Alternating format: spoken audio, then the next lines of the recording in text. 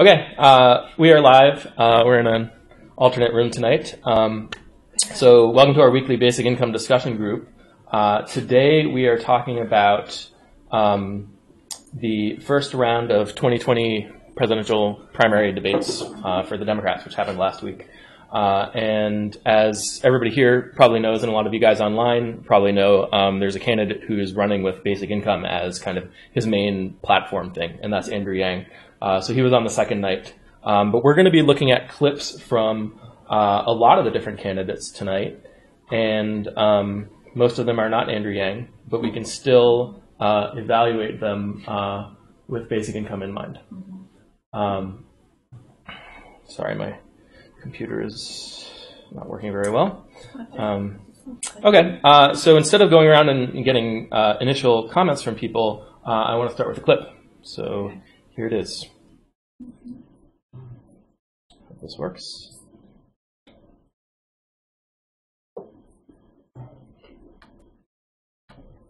It's loading.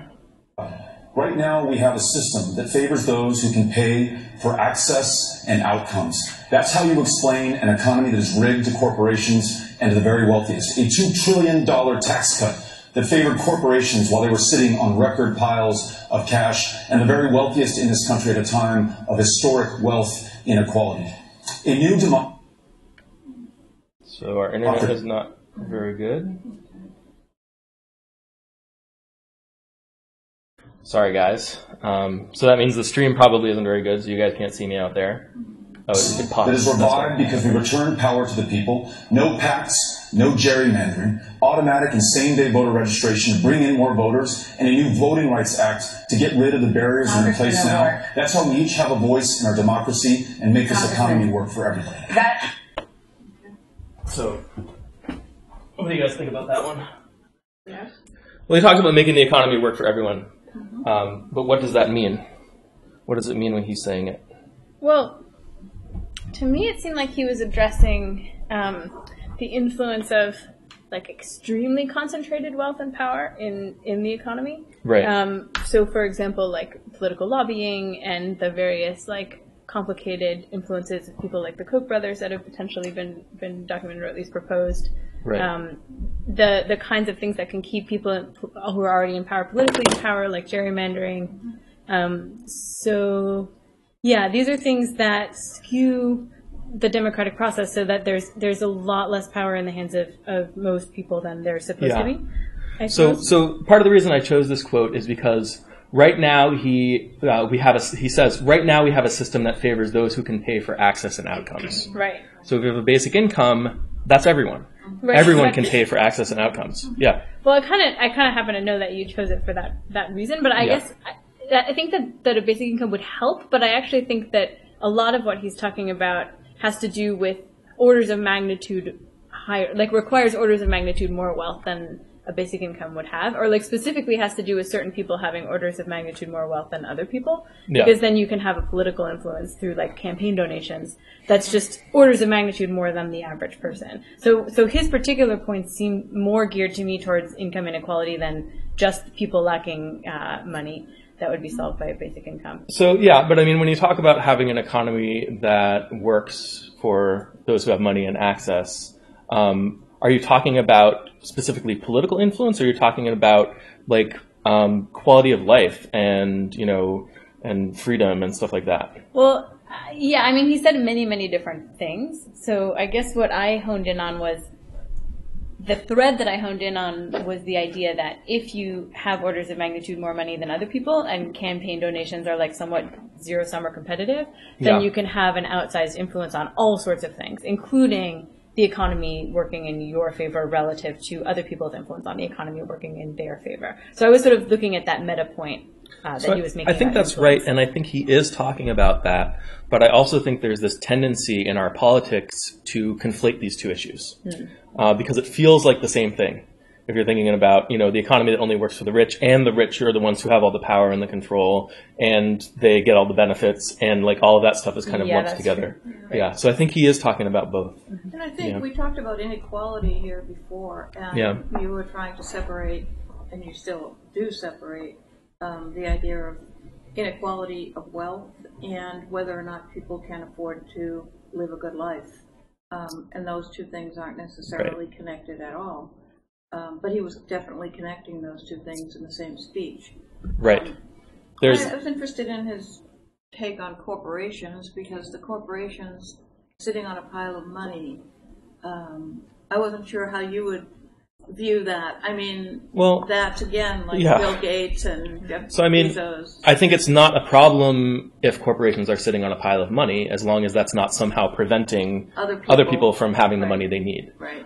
Which it currently is. Which the current system does. It depends what you mean, right? So we use monetary policy to stimulate consumer spending, to stimulate consumer incomes through jobs and that kind of stuff. So to the extent that money is being hoarded and not kind of circulating back to consumers, we do have kind of remedies for that. They're just not very good and not very efficient, and a basic income is kind of a better solution. But even in today's economy, like if suddenly, all the corporations started being really generous and their piles of cash they started handing out to everyone, that would mean, okay, we need monetary tightening, we need, wages to go down or something like that. So it's even in today's system, it's not kind of this direct thing that when money is hoarded, it prevents other people from having money. But Alex, wouldn't you say that the economy has room for more spending? So wouldn't you say if the economy does have room for more spending, started giving people more money, that would be good? I think that's right. So you can, I guess one of the stories you can tell, which is not wrong, is that if the corporations weren't hoarding money, then other people could have more money. But that's not the only solution to other people having more money. Yeah, Richard. They also hoard money in offshore, like in the the Panama Papers and things like that. And also, 2004, they tried to create a bill where you only pay 5 or 10% on the money that you repatriate from overseas, and that. So, just bad. So really none of this is a problem, actually, unless you're somehow expecting that money to get back into the hands of American consumers. Yeah. Right. Well, okay, so we had this kind of discussion already with inequality, and with politics, but just to reiterate, there are other things. Yeah. For example, pollution rules. So if companies have a lot of money and they can turn that into political influence, they can affect pollution rules that people can get sick or die based on those kinds of things. So it's not just. So there's the question of. How do you make it so that people with a lot of money can't influence politics in a way that hurts everybody else, or make it so that they don't have a lot of money? And I think the first option is a lot more powerful. And I guess you and I have disagreed on this before. Yeah. It's hard in the current system to imagine how that would actually work, though. Right. What would work? How it would work when politicians have to fund their campaigns. It's expensive. Right. Therefore, you get a lot of cash. When you go for the cash, you go to the corporation. So Andrew Yang talks about democracy dollars. So he talks about giving $100 to every person for political contribution. Right. But I'm saying, in the absence of something more global, systemic change, it's going to be hard to you can have public funding. You could basically ban, do what you could do before Citizens United, ban a lot of things. Yeah. Right. The thing is, the problem is the same dynamics that keep that system going also would act to prevent anything like that happening. Yeah, exactly. It's so really chicken hard. or egg problem. How do you? Right. How do you? I mean, I know logically we could be in a system where you could it wouldn't matter as much. Having a bunch of money, people having a lot of. A corporation or people having a bunch of money wouldn't automatically create all these other bad things, but it's sort of coupled with these other things. It's hard to imagine how it would work. So I think there is something that would help with that, and that, unsurprisingly, is basic income. So I talk about how taking money away from the rich doesn't have nearly as much impact as giving a lot of money to the poor, and that's true for political influence too. So to the extent that corporations are influencing politics by spending a lot of money in kind of ways that are nefarious or that we wouldn't want them to, in ways that are unfair, we can mitigate that partly not by saying you're not allowed to do this, but partly by saying, hey, everybody else, now you have to say. But there's no real level playing field, even if more people have more money. It's still a matter of degree. It's not about leveling it out entirely. Right. There's always going to be some inequality of political influence. But if you imagine the hundreds of millions of people who have more of a voice compared to the very small number of large corporations who have a very loud voice, that can be very powerful. Mm-hmm. Yeah. I mean, it is really powerful, but also I feel like this is one of those cases, like campaign donations is one of those cases where the actual dollars matter and the degree of difference between the wealthiest and the least wealthy matter, and that could grow under a basic income, as we've talked about. So there's campaign donations, and then there's also votes, and then there's also who has the freedom to spend time thinking about and participating in politics. Yeah, I understand, but I'm saying there are these other factors, and not only campaign donations directly, but all these roundabout things like the law seminar that the Koch brothers run that's been shown to affect how lawyers decide later. How do you even you can't outlaw all of these things. So there's always these loopholes and these ways around things if you have enough was money. There an objection to something I said, or are you just adding more? Well, it's tricky because we're talking about things like matter of degree. But I guess I think you seem to downplay this concern. I think I just see this as a bigger concern than you do. I think so. For me, there's of course all of these factors are real, but there is a factor that's real that we can influence. That a basic income would have a strong influence on. Right. So that's something that, just because there are other things going on doesn't mean that this isn't something that's going to help a lot. I agree. Right. Yeah, that we agree on that. Yeah. Policy influence is important too, and getting corporations not to be able to make big donations, which used to be the case. So a question we can ask is it easier to take away all their money? Or change policies. Or is it easier to do that kind of stuff and have a basic income and change the amount of influence they can have? That's the thing that I find that it goes around my head, at least in a lot of the discussions, a meta thread, is how do we, so I feel like if we did have a basic income, yes, we could probably, a lot of these things, the dynamics would start working in the way that you suggest. But the things that to get to that spot means you're going to, by definition, other people who benefit from the existing system are going to not really want that. Mm-hmm. So how do you sort of make that jump? Even if we agree that theoretically overnight we were in a system where basic income existed and then all these other things, how do we get there given that automatically the people, especially if it's going to have to be something implemented through governments, through laws in some way. That's a kind of it's a sort of Gordian knot kind of thing. It's this sort of how do you? But I wish I don't have a good answer. I just So, I think that's a really good point. Yeah, it's a really good point. And my thought is that we can kind of be incremental in this, and we can chip away at it in the sense that we can create conditions which make it more possible to make these kinds of reforms. Right. So kind of each little bit. So there might be overturning Citizens United might be one big thing that makes a huge difference. But then there are little things we can do along the way to create the conditions where something like that is more likely to happen. And I think, basic income helps with that. But are you asking how would we even get to a basic income? Yeah. How do we even get to a basic income? Basic income when already the vested interest, even if it didn't affect their money at all, because they've got pilot, they might. If it's below the radar, they're not going to care. But if it starts seriously affecting their influence, maybe it would. If you could convince them, hey, this isn't going to affect you at all. Yeah. You'll be fine. But that doesn't seem to. Well, it's interesting because it has carrots as well for wealthy people. Because for example, the way that Alex does it, which is not the way most politicians do it, he doesn't tie it to a particular tax.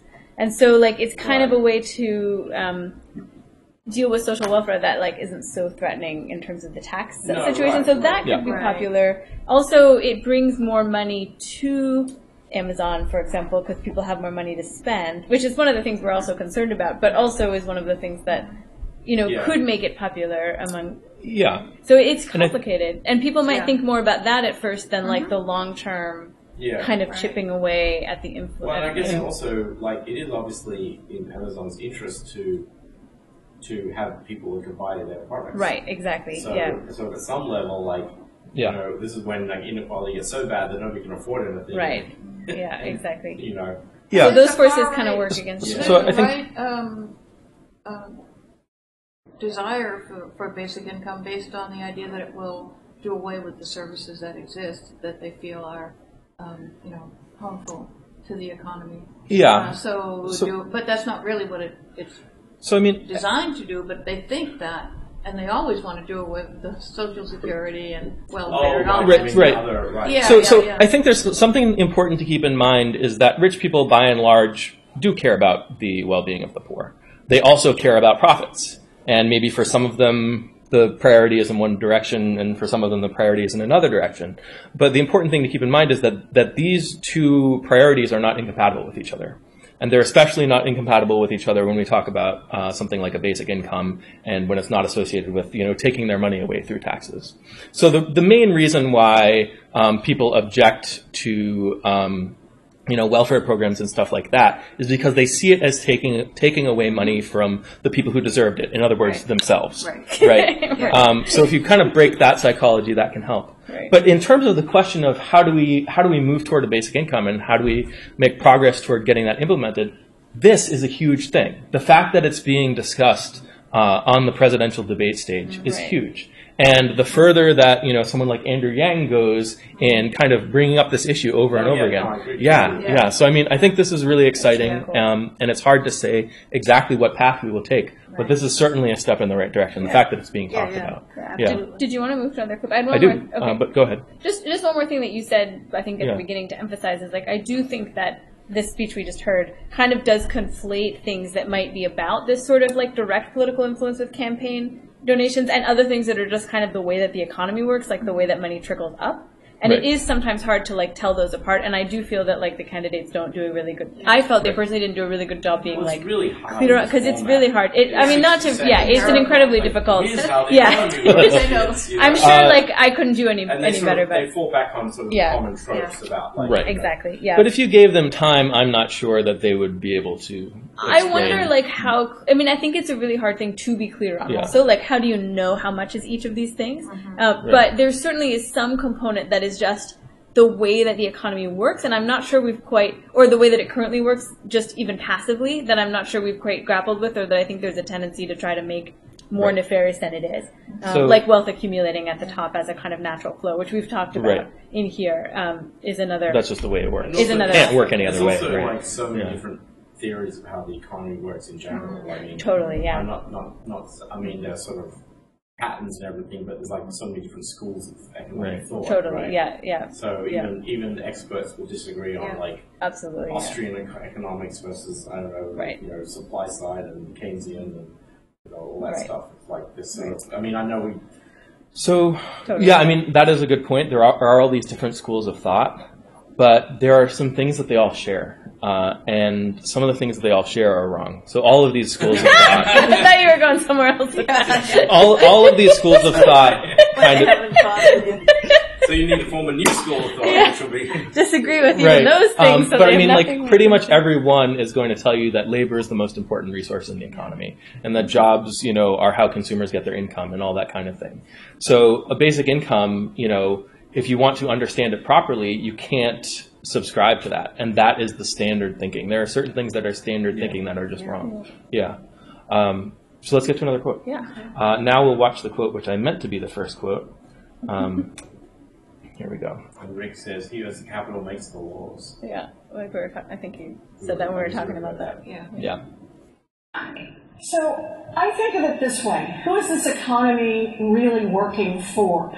It's doing great for a thinner and thinner slice at the top. It's doing great for giant drug companies. It's just not doing great for people who are trying to get a prescription filled. It's doing great for people who want to invest in private prisons, just not for the African Americans and Latinx whose families are torn apart, whose lives are destroyed, and whose communities are ruined. It's doing great for giant oil companies that want to drill everywhere, just not for the rest of us who are watching climate change bear down upon us. When you've got a government, when you've got an economy that does great for those with money and isn't doing great for everyone else, that is corruption, pure and simple. Okay. So pure. Yeah. She's so pure. But it's also interesting, you know, when you have an economy that, or what does she say? When you have an economy that only works for the people with the money, that is corruption, pure and simple. That's how the economy is supposed to work, right? Right. And this is, I mean, like she says it's corruption, and the word corruption implies that a efficient economy or a properly functioning economy is not going to work this way, and there's some corrupting force corrupting it and making it so that the people with the money have better, you know. Well, so it's kind of similar to the Beto O'Rourke quote, right? The people with the money have the better access. Right. So one of the points you're making is that you can only participate in the economy if you have money, which is a point that you make a lot. But I guess I also think that, again, she's using her words maybe like not so precisely. Like, I think she really means like the people with the outsized like amount of money per capita, like the top 1% or the top 2%, even though the rest of the people have money. Well, maybe I think like people use economy and like livelihood and you know, quality of life sort of synonymously. Right, that too. Right. Yeah, that too. You know, and that's part of it, is that, you know, so we assume that therefore if you have money, then you're gonna have a good, which is true. Right. Right now. Right. If it had a basic income, then it would be hopefully less true. Right. Well, it would still be true, just more people would have money. That's true, yeah. You can look that way too, yeah. But what I mean is, I think what most people care about when people only talk about the economy because they care about how it affects their lives. Right. People don't care about the economy in the abstract. Right. Like they're just not interested in that. People don't follow like, you know, the stock market, you know, the way that people like. It's actually shocking to me how much politicians sort of talk about how good the stock market is doing. It's like the average person doesn't give a crap about the stock market. Most people don't have stocks. Right. But what they care about is like what's a proxy for the other things. Yeah, exactly. So I don't know. I think that's right. I agree with everything you're saying, and I think the reframing that you're trying to do, Alex, is just that like the problem. One way to think about the problem is people not having money. That the economy is like maybe to some degree functioning as it's supposed to, but the missing piece is the money that people need to have to kind of access the benefits of it, like you were talking about. And I certainly would not characterize this as corruption in any form. I think there are distortions in the market and inefficiencies in the economy, and you know, the fact that people don't have enough income is causing all kinds of problems. But the fact that the economy works for people who have money, that's not corruption. There's no like some kind of corrupting force that's causing that to be the case. That is natural. That is not the thing we need to fix. Well, she's setting up a dichotomy between the haves and the have-nots, and that's really what's dangerous about it, because it's true what she says about the sliver of people who are benefiting from prisons, but the people who are incarcerated don't get. Right. But that's true. But one is not because of the other. That's right. Yeah. That's what I mean. Well, wait a second. Well, but I think I agree with you most of the time. But in the prison case, like, there is a problem with the incentives if you have private prisons. Because that's what we talk about so much in here. We want whatever the profit motive is to align with social good. And so there are some things where you might not want a profit motive. Like if you want as few prisoners as possible, which not everybody does. But if you want as few prisoners as possible, you probably don't want a profit motive. Exactly. I think the kind of corruption she's getting at is the kind of corruption you get through a moneyed system, especially when it comes to government and government regulation. So, you know, when you've got members of Congress. So I think there's the kind of the two ways. You know, there's the coming into Congress and there's coming out of Congress. Coming into Congress is sort of corruption in a sense, because you have to get all this campaign cash, and so that could sway your votes. And the corruption going out is that when you leave Congress, you need to get a job. Where are you going to get a job? You're going to get a job in the same industry you regulate. So your incentive is to kind of like go easy on the. And that's created this kind of, you hear it all the time, the revolving door, the swamp. That's really interesting. I think that's right. I think that's a more clear example of corruption. But I think like when Elizabeth Warren talks about corruption, that's kind of partly the kind of corruption that it's compressed in this clip, but it's kind of like what she's getting at, because it's the drug, the drug company case, it's like the drug companies, the FDA is supposed to regulate drug companies, but they're basically not doing necessarily doing their job. So do you think that maybe part of what she's doing is she's trying to draw a connection between that corruption and then people kind of not benefiting from the economy and suffering? Yeah, that kind of thing? Yeah. Sure, you could argue that that's like, it's not a one direct cause and effect, and this, she's, I mean, 60 seconds, you're kind of going from A to Q with dropping over. In terms of like how I would break down the different examples, I think she's listing some where I would like think there's more of that kind of corruption going on, or some where there might be bad incentives that may or may not have gotten started with corruption, like the prison situation, but are still like a really big problem for the incentives, and then some that might just be like a flow of the economy that needs to be counteracted by something like a basic income, and they're kind of all in one kind of speech because she has 60 seconds, and I think also because, like we talked about, if you assume that like taxes are how we're supposed to fund the well-being of the rest of the people and other maybe kind of like labor policies or whatever she's in favor of, then like it would seem that there's a direct relationship perhaps between corruption and the well-being economically also of people. Yeah. And there probably is. I mean, in the sense that like people may believe that they should be taxing to like give more to social welfare, or they should be like allowing unions, but like they're being influenced by the same kinds of things that are influencing the regulations in terms of tax policy and tax cuts and cutting programs. And there's also a question of how much you can actually accomplish using taxes. Because anytime you're taxing, you're talking about, anytime you're taxing, that's kind of a negative effect on the economy and it hurts people, right? Just if you're taking the taxing by itself. And anytime you're spending and, doing, social programs or anything like that, that helps people. So when you have to have both, when you have to bundle them together, then you have all these trade-offs that are really hard to measure and really hard to predict. And of course, there's these incentives where there are people who don't want taxes, and they have motivated reasoning to believe that the taxes are always bad and stuff like that. But it's not like there's an easy answer. I know Elizabeth Warren talks about a 70% wealth tax or something like that. Is it a 70% wealth tax, or is it 70? 2 and 5. What do you mean? Or is it 3 and 5? It's 3% on up to 50 million and above, and then you add another 2% on for $1 billion. Right. I think she's talking about 70% highest bracket income tax, and then the wealth tax is like 3 to 5%. But it's unclear to me how those if those taxes, if the harm that's caused by those taxes will be outweighed by the benefit of whatever program she's proposing to kind of like make the money line up, that kind of thing. The reasoning behind the 70% tax is that the CEOs and people of the board, they can just increase their salaries up and up and up. And if they have 70% tax on that, then there's less of an incentive to keep doing that.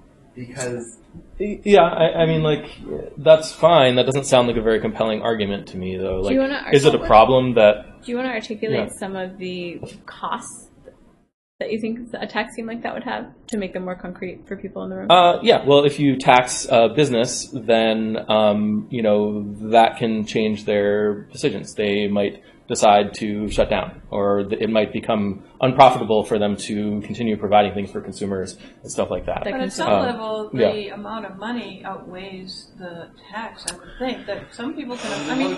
Some wealthy people are saying, "Please tax us now." And also, you've got a lot of consolidation. It won't harm them. But that's not all wealthy people, and it's not. But these effects are really hard to predict in terms of how they affect the economy. Like the Trump tax cut, for example. A lot of people were worried that, it wouldn't do anything good and, it was just a tax cut on the rich. But, the end result was that, it was good for business, right? And the middle class benefited from that tax cut as well, in terms of just the day-to-day on average in expectation. Now, that's not to say that the tax cut was a good idea, but it's hard to definitively argue that it was a bad idea. Or maybe it was a bad idea, but it's hard. Maybe the thinking behind it was bad, but it's hard to definitively argue that the effect was bad. I just don't see the harm in taxing millionaires and billionaires at a high Well, it changes the way the markets work, right? And the markets are there for benefiting the people. So the question is, what's the benefit in taxing them? Well, I mean, right. A lot of industries, and the document is pretty well now, that there's a huge amount of consolidation. So in many industries, you have monopolies, quasi-monopolies. So it's not like if you tax them, like if like they're going to necessarily switch to another corporation, because it's like like if you have in the extreme case, you have a corporation that dominates one industry and no one else switch.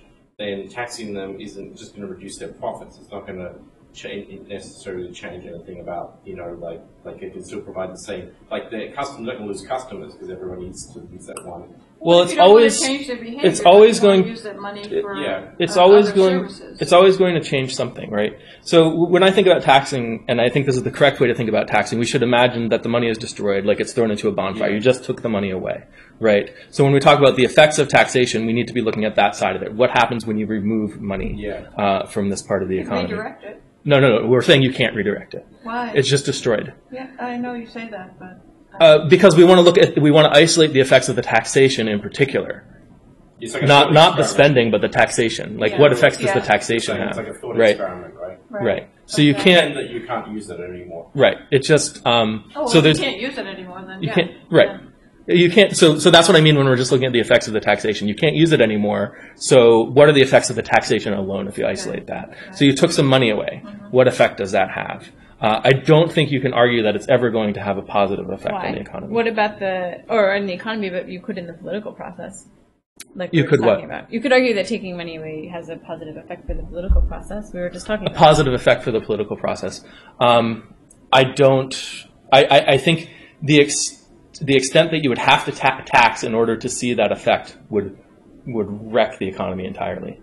Because if you take away 50% of people's money, that doesn't change their political influence, right? But it does. But already there, you're seeing a huge effect on the economy. Why doesn't that change their political influence?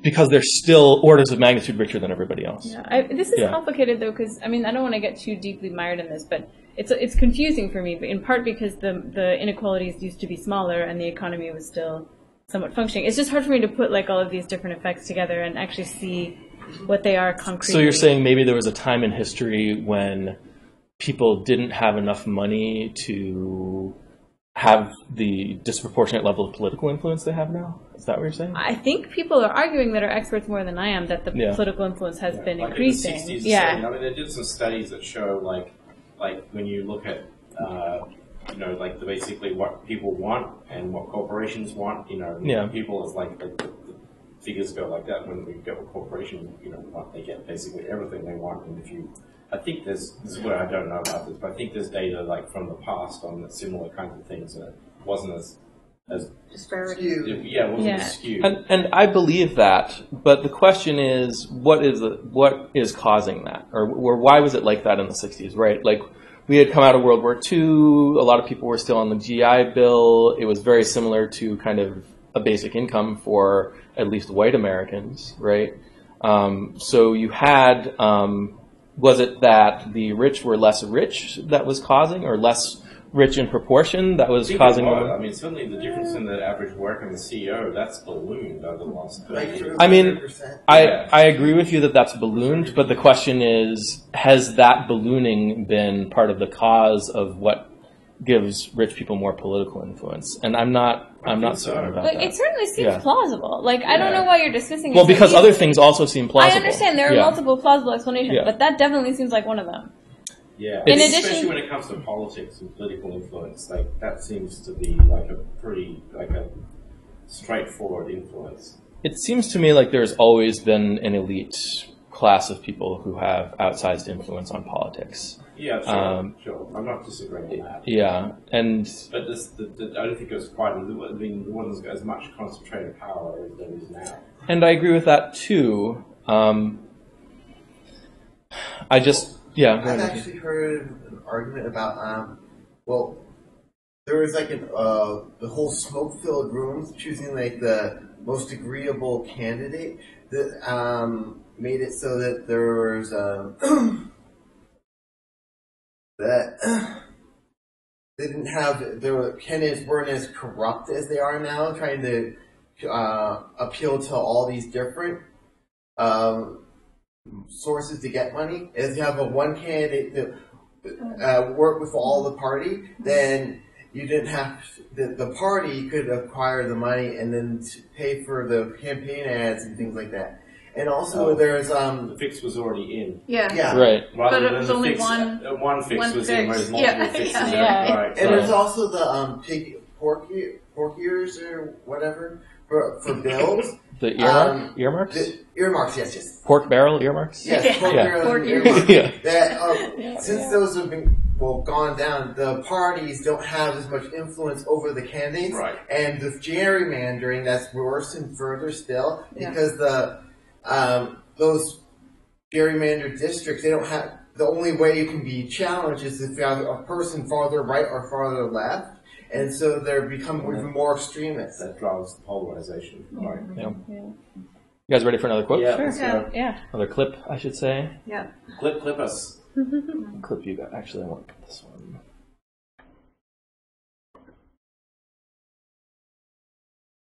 Is that loading? Hit enter. Oh yeah, it's loading. Well, now it's going to load again.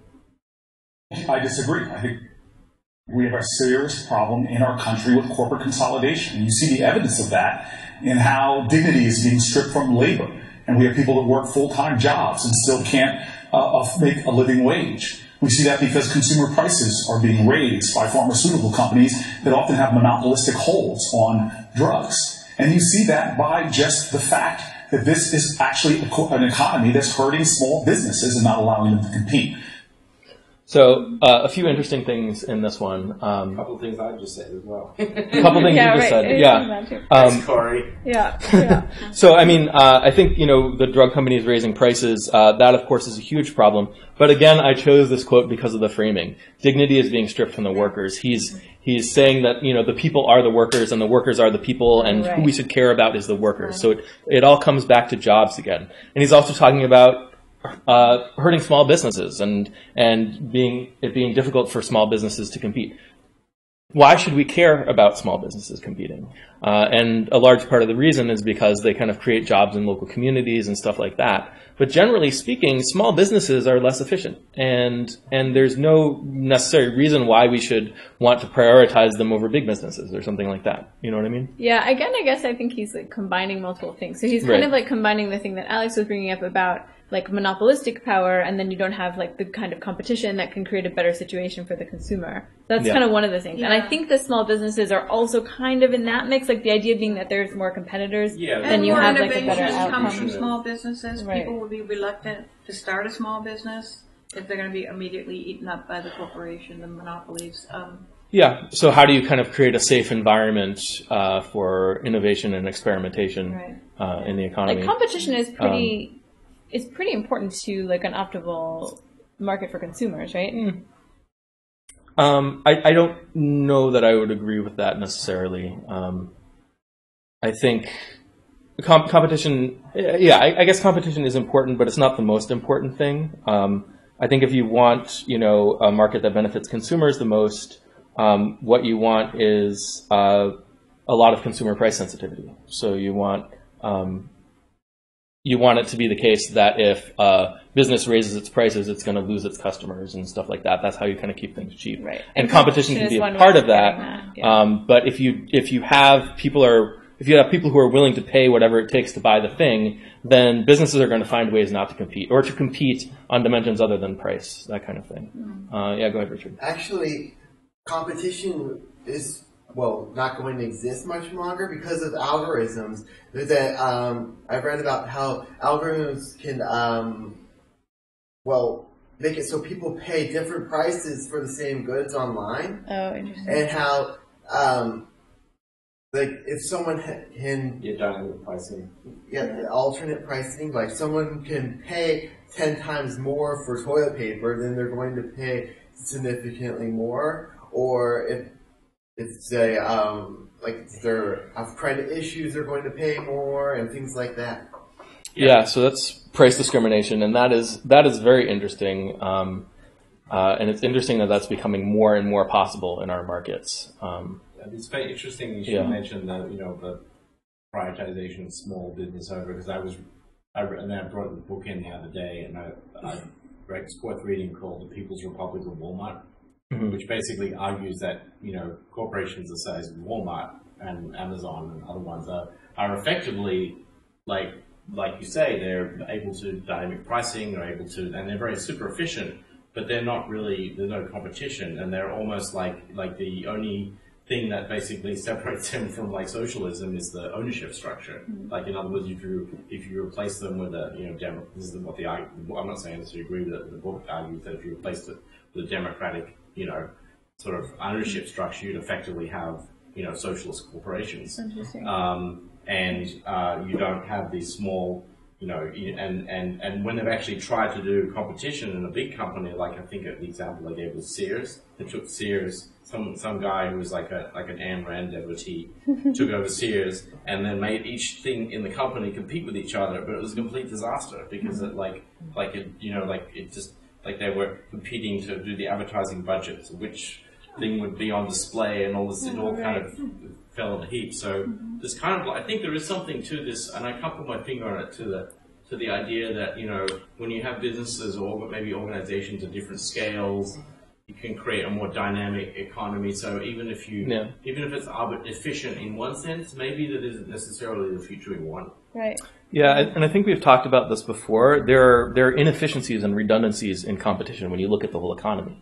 So the competitive marketplace might be keeping an individual firm efficient, but the fact that you've got all these firms all doing the same thing and competing with each other is redundant and wasteful of resources. Right. So if you take over Sears and then you're getting all the departments to compete with each other, and then maybe each department is being, you know, like becoming more efficient for itself, but the overall company of Sears is becoming less efficient. Right. But we've talked about both sides of it though, right? Because we've also talked about the benefits of having that redundancy, both for resiliency, but also just for the fact that it's an unnecessary, maybe an unfortunate side effect in some ways of having the kind of competition that keeps things good for consumers. So well, you want the incentive to innovate to stay there, and you don't want a single point of failure in your system. Well, and you want something that keeps quality like high for consumers and prices as low as possible, and all that. The book, it does get to the point about, I mean, you know, I like you, I sort of don't like investing the whole dignity and a wage labor being like the thing we should always you know, valorize above everything else. But there's something about the dignity. Maybe it's not about work, but about sort of like, you know, contributing to your community if you're running something small. You know, there's something about it's getting at something that's important to people that is beyond. Do you know what I'm getting at? Yeah, and we were talking about this a little bit, like with small businesses, you've got your profit motive, but you also often have a lot of like personal relationships in the community. Right. So you can have like these other more sort of other pro-social motives going on. And I do think people have an intuition. I don't know if that's what you were talking about, but I think people have an intuition for that. And also one of the reasons that people hate corporations is they're faceless. And, right, they try and they have no, in many cases, they come into communities and they have no connection to it. So if they fail there, they don't really care. Like nobody lives in that place. Right. Or like at the other extreme, you know, you've got like, you know, people parking their capital in you know, housing, you know, but they're leaving it vacant. You know, it's that kind of thing where there's a disconnect between like the owners of the capital and the community. So, so there's something. I'm not saying that the answer is like to, you know, necessarily. I don't even know what the answer is, but it's like there's something there that I think there's an intuition that people have about that, just bigness and like there's it's not, it can't just be about, you know, efficiency. Yeah. You know, at some level. So let's get to another clip that's kind of in the same vein here. Cool.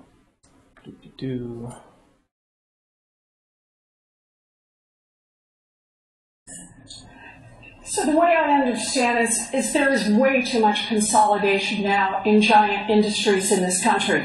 That hurts workers, it hurts small businesses, it hurts independent farmers, it hurts our economy overall, and it helps constrict real innovation and growth in this economy. So, hurts workers, hurts small businesses, hurts independent farmers. Should we care about independent farmers, or do we want our food to be produced more efficiently? Right, so that's another question, right? It's incredibly wasteful of resources to have a lot of small independent farms. Right. Yeah, that one reminds me of like the climate change effects and stuff, which maybe I should be thinking about with some of these other ones too. But like one kind of efficiency that you get is energy efficiency when you consolidate. So Well, there's always costs to a loss in efficiency. So if you are creating a more competitive market with more local businesses, and maybe have some of these pro-social community effects and something like that, is that the best way to get these effects, to get this sense of community and to help people feel, like good about their lives and more involved? Is that the most efficient way? And my sense is that it's not, if you are not thinking about it, especially if you're not designing it in such a way that you're doing it for that purpose. If you're doing it because you believe that the economy is better off and more efficient, and if you're doing that because you want people to have jobs and that kind of thing, now your incentives are such that you're not going to design it in a way that is maximizing the social benefit to people. The trade-offs of social benefits. One thing that just came to me related to that, and also to like Alex's point earlier, is if you are eroding kind of community resources like social capital, so like social support, maybe even some like credit leeway that you would get from like your local company, et cetera, it becomes even more fundamental to have just like cold hard cash, because it's kind of the only kind of like power resource. I mean, it's a spectrum, but like if you're losing all of these social resources because the communities are kind of falling apart with respect to like businesses caring about them, or like cohesive people staying in the same place, then like money is the way that you take care of yourself even more so, because you don't have these other like people taking care of you. And part of the reason we want businesses to care about people, or politically it's that we kind of want businesses to care about people, is because we want that to be part of the mechanism by which people do get their money. Yeah, exactly. So it's still kind of about money. And it's complicated because I think there's other things that are lost when you lose community, like that are really are really sad. Right. But in terms of just your kind of material welfare or that kind of thing, like it becomes even more essential. Right. So then the question is, what's the best way to build community? Well, I mean, and there's sort of the independent farmers thing. I mean, on one hand, it's obviously there's some efficiencies in being a big agribusiness company, but on the other hand, you can imagine, there are certain things about, like if you grew up in a certain area, about your farm, you may be able to live, you may be able to farm in such a way as that you're in more harmony, with particular resources of that farm, whereas like a big company will tend to have a one-size-fits-all, So, I'm not saying that should be an argument that you should that you shouldn't do things the most efficient way, but oftentimes, something that's most efficient isn't always the most, there might have other costs. Indirect costs. Right. Currently also in our, go ahead, Richard. There's another entirely different perspective in like Wisconsin, where I was for a decade. There's these people who were farmers for generations and they want to remain farmers, so they don't care how inefficient it is. They just want to maintain the lifestyle, and they want they're raising llamas and they're growing cranberries and all this nonsense that they don't really need to do. They like plow all their food under the ground. They don't care about that. We just want they keep doing it because it's for our tradition. Right. So we need to give them a farming virtual reality experience. You see that like coal. I mean, like the flip side of that is something like coal mining. Yeah. Right. That's something that most people could probably agree is we don't need more of. Yeah. Right. People don't want to hold on to that. But there's a sense when they've done these, they've tried to do the retraining things, and it doesn't work. I don't know, but some people want to hold on to it. I mean, Donald Trump got a big faction of people to vote for him because he said he would bring those coal mining jobs back. And there's something that's... it's a tradition thing. It's part of people's identity. For generations, we've been coal miners. Right. Yeah. But I wonder with the coal mining if it's a little more about the money. Because I know some people run farms like almost at a loss because of their lifestyle. I don't know if people, like with coal mining... Maybe that's really all they can think of to do in those particular regions. Right. What else is there to do? What's left? Yeah, exactly. Yeah. And then the issue is like, we talk about retraining people and how that doesn't work. But you don't need to retrain people. No, I know. Yeah. They just need money. Right? People need money, not jobs. Weren't they trying to turn coal miners into programmers? That's somewhere? what I'm talking about. There was a story on the People's News Hour maybe about a year and a half ago about they followed some people and they showed like that they just they just started like a few did do it, but a lot of people just kind of like they went back because because it was just it was really hard, and two they couldn't get paid as they couldn't compete with the other people for the same jobs. And like part of the issue that you've really brought my attention to is like we don't really need the economy doesn't really need people need the people. And that's like really fundamental. So it's not even that people couldn't be retrained to do like a decent job at all sorts of things. Like, I'm sure that it's hard, but like it's also that, you know, they're not going to be the most competitive programmer. Right. And the economy doesn't really need them to be like the programmer who's not as good as the other programmers. Right. Like if we were at war or something, you know, it'd be different. We can always invent a useless job that it's possible to train people to do. Right. If that's what we want to do. Well, that's not even what I'm... Yeah, that, and also, like, people view the economy... Alex is holding up his bullshit jobs. But I guess what I'm saying is, like, the standard assumption is that the economy does need these people. Right. And something is going wrong if, like, the training is not connecting them with that. Not only that the economy needs the people, but that the work that's being done in the economy is what's making everything possible. It's what's creating value in the economy, and that people need money. People deserve money because they're the ones making the world go around. They're the ones making it happen and stuff like that. Yeah, all of this is the kind of like common. That's another thing I wanted to emphasize that you brought up is like you just see time and time again this emphasis on the worker as the one who deserves to have a good quality of life. Which is like I understand that they really kind of mean just people, but it would be kind of different and interesting if they were just saying like people or even citizens deserve a good quality of life. Like, and they're why not is it always the worker? They're not just substituting in the word worker or working class for people or ordinary people or something like that. It's also got all this stuff associated with it, like the dignity of labor and the value of work and, you know, the moral justification of why people deserve things. Right, this is what we were talking about before. Like, it's not like, like the government is meant to benefit the people. Oddly, it's like the government is meant to benefit the people that have earned it by working, not the other people who, you know, and how do they count retired people or housewives? I mean, how retired people already worked, but... They put their time in. I mean, it's like... unemployed or, you know, just to choose to do something that's more interesting than... you know, earning money, you know. Right, and it really is this radical idea that you don't necessarily have to, like, earn your like worth in the eyes of the government, which is supposed to ultimately be there for the people. But radical and straight. There's also the people who want to be coal miners and farmers and things. They have an attachment to the land, and they don't want to. Even if they do retrain, they don't want to move to Seattle or whatever, where they would get the 10 times the amount that they would, or the amount they would have received if they.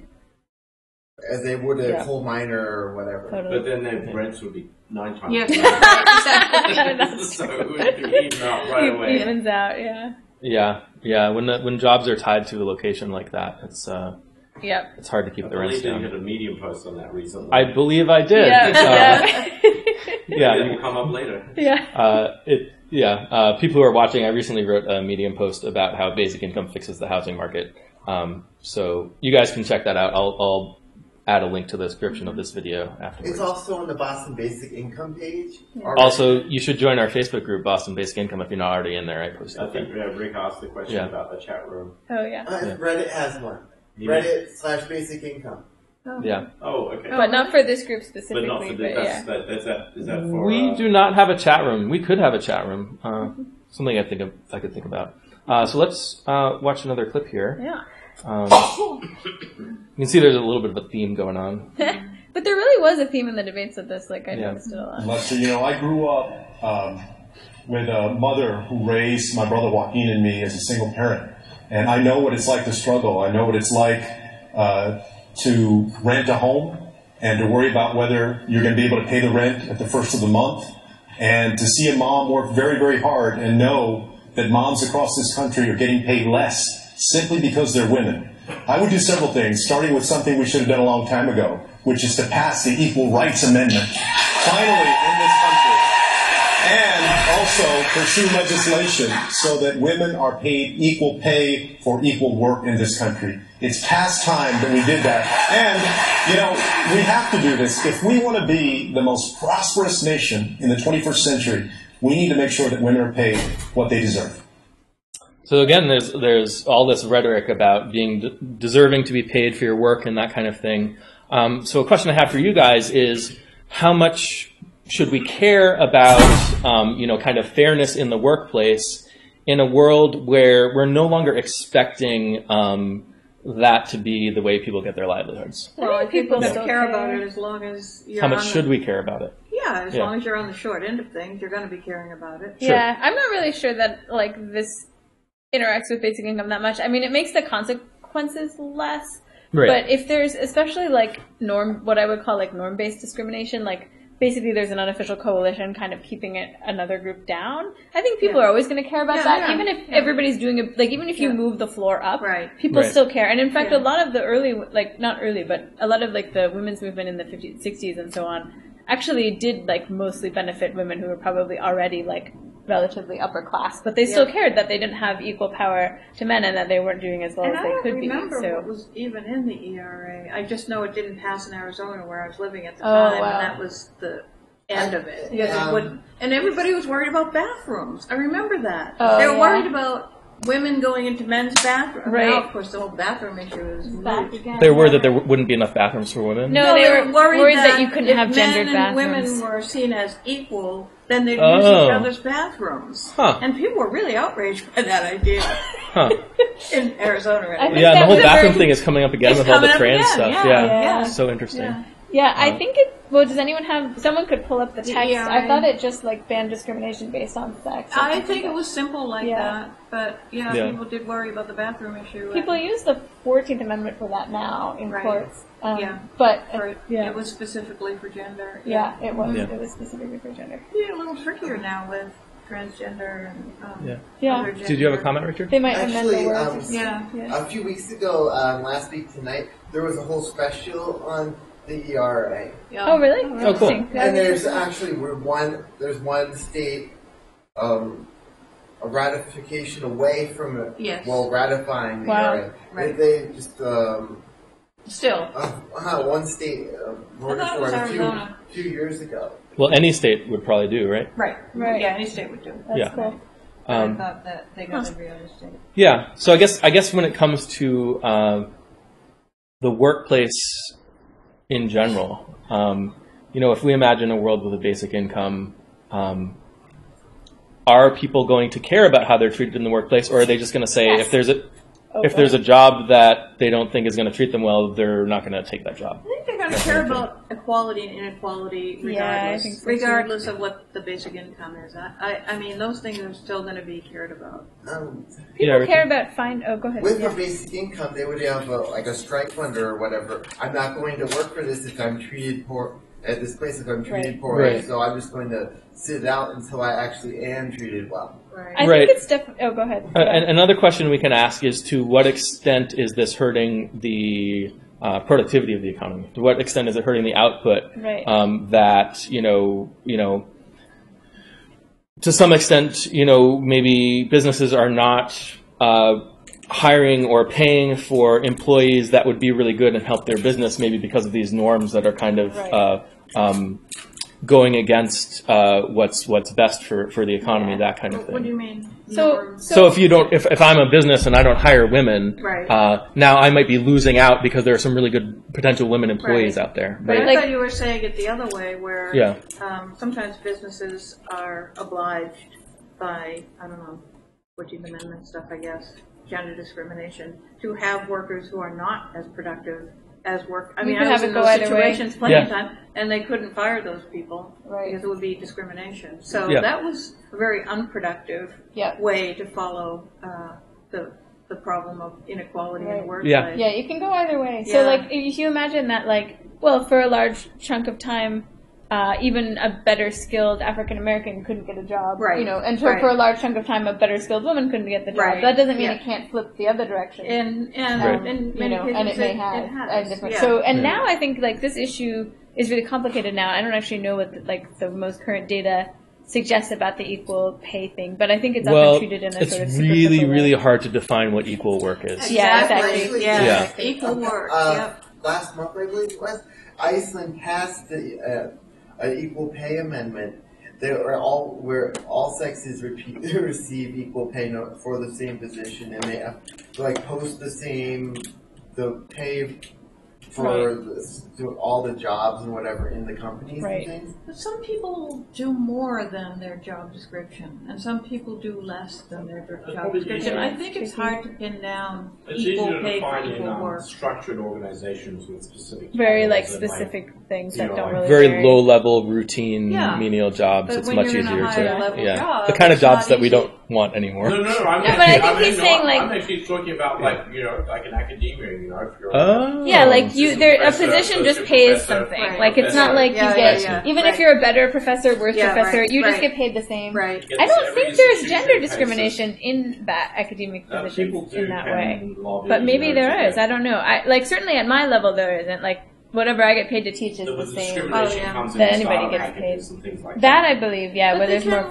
flexibility. things in companies. They Yeah. can and they did that when I was Right, a tech writer. right. I was hired only as a tech editor because that was where the women made less Oh, money. But I interesting. did the same job, Right, really, as right, the men. right. So And they that just can be- labeled it differently. That can be a Right. problem. Yeah. Yeah. So- So it's really thorny. Yeah, so here's a question. So I think you're right that people will still care about this stuff under basic income. Does basic income allow us to maybe create the conditions where we can address the problem more easily?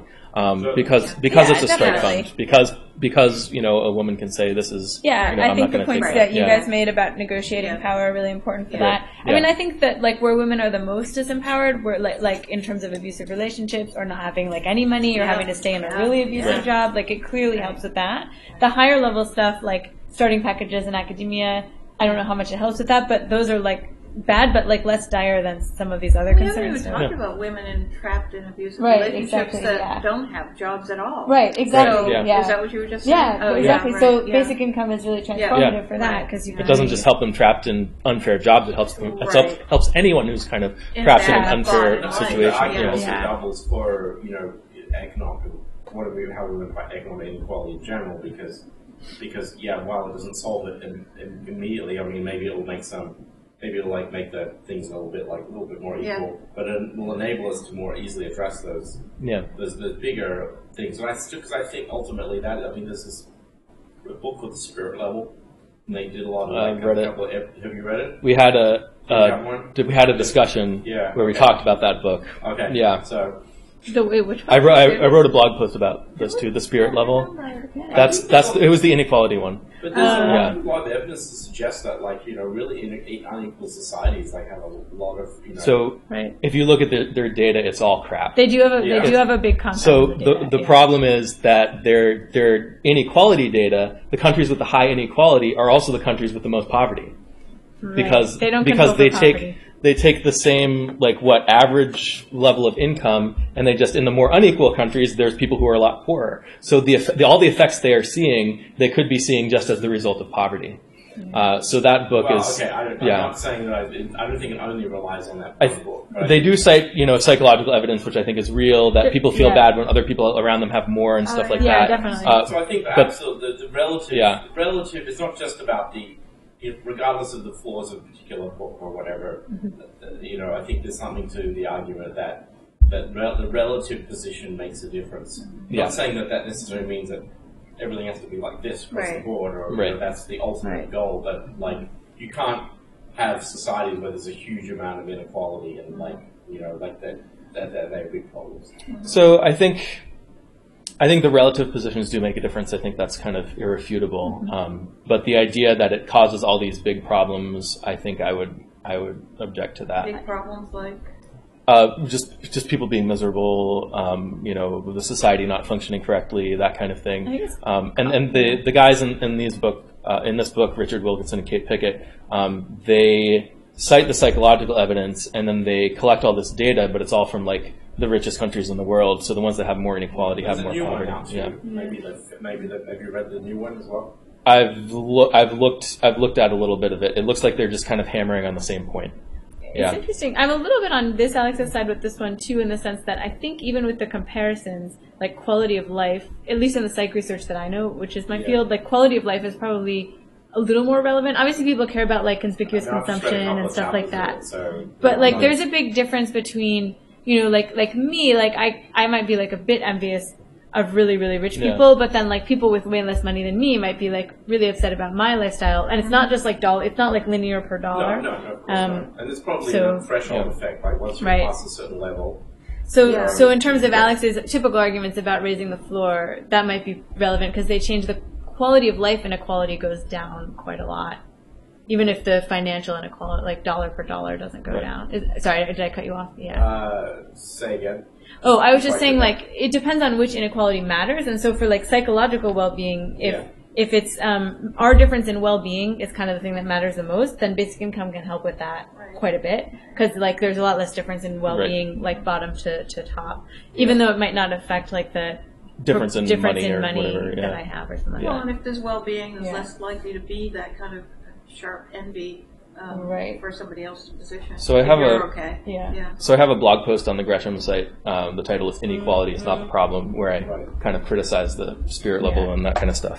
The biggest thing I worry about is Andrew Yang on this. Oh yeah, we'll see him. Okay. Didn't mean to. We've been looking at. I still think there's something, and I'm not just like I only mentioned that book because I know that it's like that is that particular central argument, but I know there's other stuff that's related to, the amount of inequality, and that I think that it can cause a lot of other cascading effects, like we've already talked about with the politics and stuff. That's what I worry about the most. I'm not saying that basic income can help because it can get people to have the time and effort in order to fix those in maybe different ways that don't involve. You know what I mean? Well, I think basic income helps a lot with inequality of power. Taking someone who doesn't have the freedom to spend their time how they want to spend it, or doesn't have the freedom to be politically involved, and giving them enough money to really be engaged with the system, that makes so much more of a difference than kind of any amount of money you could take away from the rich people. There's also like the whole breathing room sort of thing and mental bandwidth. A person who makes $24,000 a year receiving $12,000 more, their income just went up by half. And versus a person who makes $24 million a year, $12,000 is like they don't even notice a single day's fluctuation in the stock market. And families too, right? So $12,000 per person is $24,000 for a family. A family of two. So let's do one more. Oh, so many good ones. Let's do one more clip from this debate. Oh yeah, we haven't even done that. Let's go to the second. Let's do one more. We've got one more. I mean, we can go through. We don't have to like discuss each of these clips in depth. Okay. We can kind of. But we will. But we will. We don't have to, but inevitably. Well, we've been addressing income inequality in New York City by raising wages, by raising benefits, by putting money back in the hands of working people. $15 minimum wage, paid sick days, pre-K for all, things that are making a huge difference in working people's lives. But let me tell you, what we're hearing here already in the first round of questions is that battle for the heart and soul of our party. I want to make it clear. This is supposed to be the party of working people. Yes, we're supposed to be for 70% tax rate on the wealthy. Yes, we're supposed to be for free college, free public college for our young people. We are supposed to break up big corporations when they're not serving our democracy. This Democratic Party has to be strong and bold and progressive. And in New York, we've proven that we can do something very different. We can put money back in the hands of working people. And let me tell you, every time you talk about investing in people and their communities, you hear folks say there's not enough money. What I say to them every single time is there's plenty of money in this world. There's plenty of money in this country. It's just in the wrong hands. Yeah, well, okay. That's pretty intense. That's your point. Go ahead. Actually, there are issues in New York City. I sent Alex an article about this a few days ago that with the benefits cliff, the minimum wage going up and making them making them ineligible for some of the benefits. Interesting. And that same kind of thing could happen with a basic income. If now your income is high enough that you no longer qualify, benefits cliff is an issue. the Democratic Party should be the party of working people. I think that's a terrible backwards-looking idea. It should be the party of people. Well, it's always all the parties should be the party of people, and all the parties should be. That's true. The labor unions and all of that. Yeah. So, man, there are so many good ones here. I mean, traditionally, parties have been, organized along, for lack of a better term, class lines. Class lines, yeah. In the last, at least since like the Industrial Revolution. Yeah. Right. So, it'd be interesting to see what a truly. I mean, I guess this is what Yang is trying to get at. Is right. Post. Right. The Industrial Revolution, what parties look like, how they'll be arranged, kind of thing. It's interesting too, though, because you do have some you have lower class people in more rural areas be part of the Republican Party, and relatively wealthy liberal people, on the coast that they can talk about. So I agree with you on average, but there are these weird chunks that. Right. Well, you get you get sorting. The big sort. Right. This book, like, it's about 10 years old now, but they did a similar kind of. Maybe Alex is going to tell me that's a terrible study. I don't have an opinion about that. They worked with a demographer, and I think he was basically showing that since the last 30 years, it's been incredible sorting, and that's basically due to polarization because but the sorting on lifestyle became ultimately sorting on politics. Right. So you got the clusters of that's why we have the stereotypes of Massachusetts liberal, even though it's not really when you look at Massachusetts. Yeah. Well, closely, it doesn't quite. Yes, maybe it works for Boston, Cambridge for sure. Yeah. But when you look at other, there is some truth to this, and it has sorted more. There's been more sorting in the last 30 years, than there was before that. Right. Again. So I don't know. I'm sure it's interesting when I hear about the liberal elites. That seems so weird to me. Because it's you. What? It's me? Because it's always been liberals were for the working class. Oh, yeah, you're talking about, It's not going to be elite. Be eating cheese and drinking wine. Yeah. Right. It's sort of there's a conflation of cultural power with political and economic power. Yeah. So that it's shifted. I think the meaning people tend to, when you hear elite used in the sort of conservative sense, it tends to mean cultural. Yeah. Right. Rather than. Right. Educated. As opposed to I guess you would argue the CEOs of Amazon and their but just maybe the CEOs of faceless oil companies that nobody's ever and Chick-fil-A and things like that. Chick-fil-A. Chick-fil-A, that's it. Yeah, which are basically Republicans. So right. Yeah. Okay. Yeah, So I'm not going to do any more clips from this debate, but there's a lot of stuff about jobs. Tim Ryan says we have a perception problem with the Democratic Party. We are not connecting to working class people. Blah blah blah blah blah. It's all working class, creating jobs, et cetera, et cetera. Right. Now we'll go to night 2, and there's going to be more of that on night 2. You must have just been going. Yeah. Every 5 minutes. Pretty much. I definitely said boo jobs a lot. I must admit, I was kind of yeah. His mic was off or something. What? You couldn't hear there's been some complaining about that. They try to manage the mics, and then there's noise gates and stuff like that. So. But when they asked him a question, he said, "What?" and everybody laughed. They said, "Where's the money coming from?" That wasn't his mic being off. That was him being unable to hear the moderator. Right. That's what I meant. Yeah. Okay, but yeah. There are also people complaining about his mic. But he wasn't the only one who had that problem. Right. No. And I think they're just you've got 10 mics. You can't leave them all on all the time. So they have noise gates, and they're trying to manage it and that kind of thing. I don't think they were targeting him. Right. Yeah. So let's see. But it is working. It has gotten a lot of people kind of riled up, and there's this whole hashtag let Andrew speak or let Yang speak. Yeah, right. Well, I told you the first time I've been talking about this to some friends of mine, and one of them had said, as I mentioned, I'd seen Andrew Yang, and they're like, "Oh, I saw your guy on TV, and he did a terrible job." And he said, "Sorry," and I was like, "Well, I don't think it was just First of all, I'm not. Yeah, he's not my guy. That's what you say when you can't hear the person. Yeah. It's like. I mean, but he looked a little deer in the headlights. All right, just in that moment. Yeah, he did. Unlike Joe Biden, who looked like a deer in the headlights the whole night. So here we go. Second night. First clip.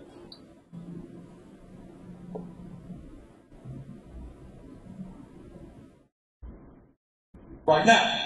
I believe that education is the future for this country. And that is why I believe that we must make public colleges and universities tuition free and eliminate student debt. And we do that by placing a tax on Wall Street. They can't take it.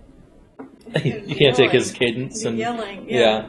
So I picked this one because he's talking about education, and we talked about education here last week. But the reason that, or one of the big reasons why people feel that education is important, is because of jobs and kind of like opportunities to earn a living, get the credential to earn a living, that kind of thing. So this is kind of why he hammers home the education thing and why he makes it free, because he's thinking of it as, like a financial investment that everyone deserves and that kind of thing. But it's also true that the majority of people don't go to college. The majority of people in the country don't go to college. So when you're making education free and forgiving student debt, you're really doing something for rich people that benefits rich people. But don't you think a lot more people would go to college? If it were yeah, that would. Well, I would say also, like, it would be good for people to have access to that kind of education, regardless of whether it leads to a particular kind of job. Yeah, and it would be good for people to have access to that kind of education, regardless of whether it happens to come in the form of college or university. That's that's another point. So I think he's if he's thinking about education and he's kind of equating that with college, that's kind of a little bit backwards thinking. Part of the reason that it sticks around with us in this way is because that's the credential and that's how you get the job. If you're just going on MOOCs and learning stuff and there's no record of it, or the record of it is not something that's accredited or something like that, then people are not going to value that as much, even though the education itself is very high quality. Yeah. I can't believe you're winning this argument. Winning what argument? The argument we had about MOOCs about 20 years ago. 20 years ago. I don't think there were MOOCs around there, but I might have been, maybe whatever it was. Yeah. Like, Mom, the future is. Yeah. Yeah. Are you talking about when I decided not to go to college? Yeah. Or that was before MOOCs, but maybe I was anticipating them. I don't know. Probably. Right. Yeah. So in other words, if you could figure out a way to create institutions or organizations or ways of learning that didn't involve the standard college career path, then that could be something that could be done, right? Yeah. And I think last time we were talking about how a lot of progress is already made in that direction with free online classes at really high quality. Well, I'd like to put a plug in for our Ronin Institute. Oh yeah, right. Well. Good point. Yeah. Ronin Institute, everybody. Yeah. Do you want to say yeah, so it's so we're trying to create a environment for people to do scholarship outside traditional universities. Right. So along these lines, kind of works in similar ways to a traditional academic institution, but it's not a university. Right. So people can, it's like a community basically. Yeah. So and it's online. Yeah. So we have a Slack channel. We have seminars, online seminars. We did an unconference a couple of years ago. Actually down the Democracy Center down the road. Oh, cool. So yeah, anyway, but I guess, this is a bit of a tangent to your discussion, but it's sort of related to this idea of different ways of ways of getting some of the benefits of traditional institution, but not necessarily requiring everybody, because again, it's the same sort of problem with basic income, that there's plenty of things for people to do, and people, there's plenty of things for people to study, but there's a limited number of slots. Exactly. Can attract professors, right? Yeah. Why should that be? There's an arbitrary limitation. Yeah. That's kind of so that's why I think basic income. That's kind of why I started coming to the meetup group actually originally, because I was, I feel like there's a lot of alignment between that vision and basic income. Yeah. So Ronin, naturally samurai? That's right. That's exactly the analogy. Yes. Cool. Yes. See, you don't have to. You don't, because the samurai would. I don't know enough about the history of it, but Anyway, we'll talk about it. We're going offline here. I'll think a bit, but yeah. All right, let's do another clip that's related to education here.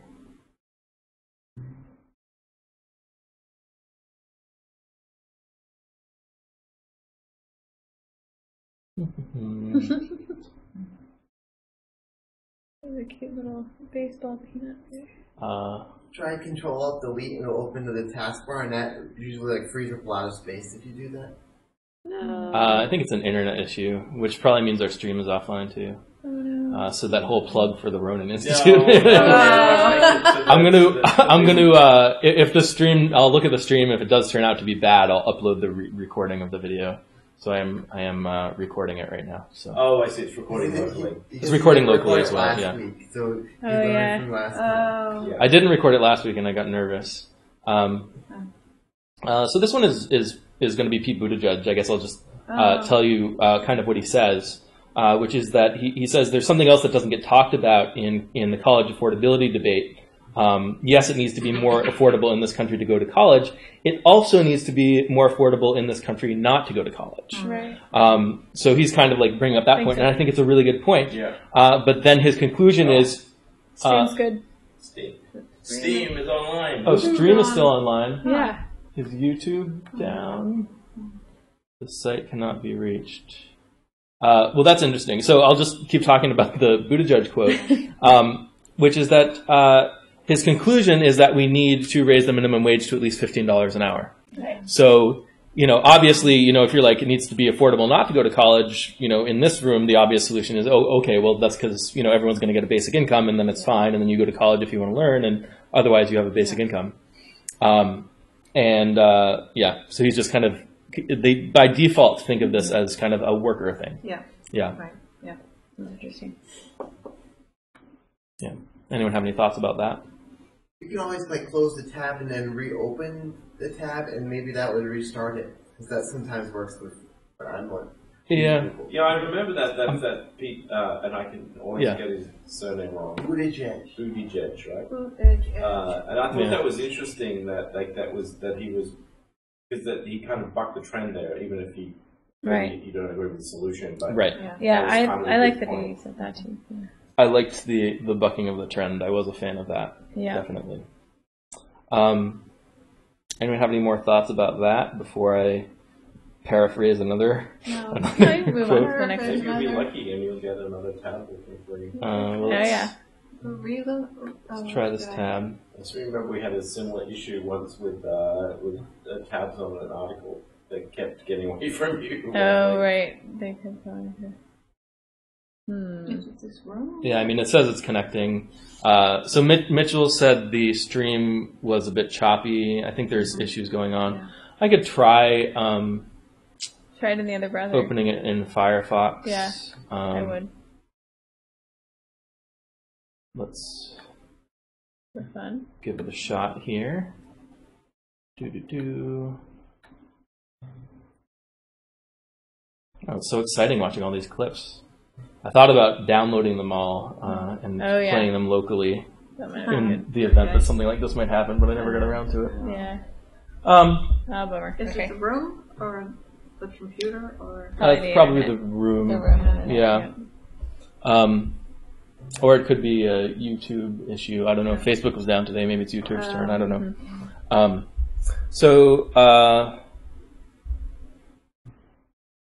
This next one was a question that Savannah Guthrie was asking Joe Biden, and she was asking about.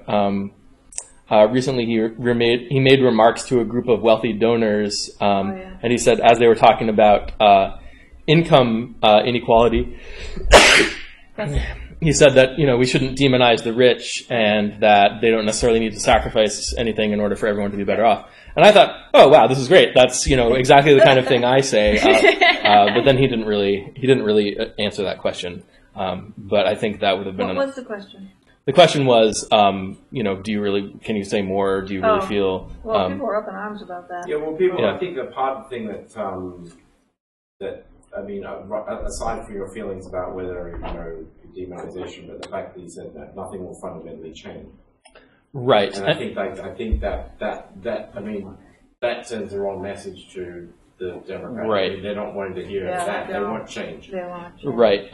In the context he was speaking, he was talking to wealthy donors, and he was reassuring them that nothing would change about their lives. Yes, right. Not that nothing would change in the world. Like, Right. obviously, before he said that, he was saying we need to help the poor, et cetera, et cetera. Yeah, but I think when people hear that, that sounds pretty tone deaf. Insensitive. Right. Yeah, even if it maybe.